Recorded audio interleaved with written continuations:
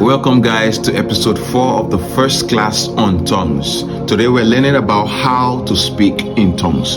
How to speak in tongues. Alright, let's get into it. First of all, we have to understand that tongues is a gift of the Spirit. It's a gift from the Holy Spirit. 1 Corinthians chapter 12 verse 10 explains this to us. So we have to first of all understand that it is the Holy Spirit that gives people this ability, this gift. So now, how do we speak in tongues? I am going to highlight it in a 4-step process for easy understanding.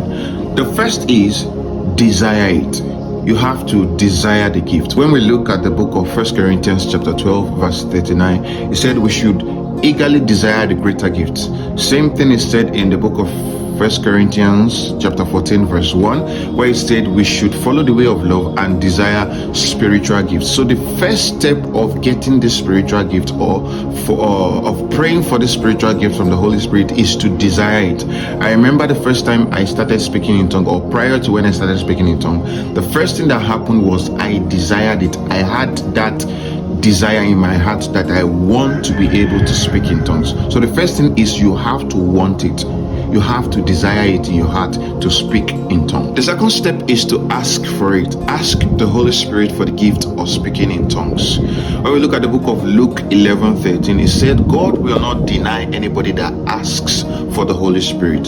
Another thing in 1 Corinthians 12 verse 11, I think, it says, it is the Holy Spirit that gives this gift. It's the Holy Spirit that distributes this gift as He sees fit. So we have to go and ask the person that has the gift, that distributes the gift, that we also want it.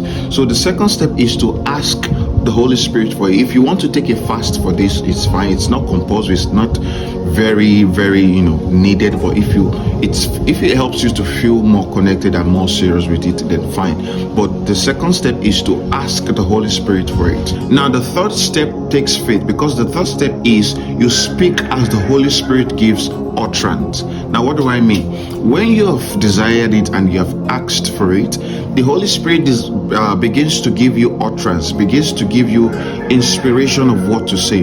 The first time I asked for the gift of tongues, I remember the Holy Spirit started to give me inspiration of what to say, and it came in 2 syllables. I can't remember what particular syllable but for example, it was something like kota. When you see that in your spirit, begin to say it. Kota, kota, kota.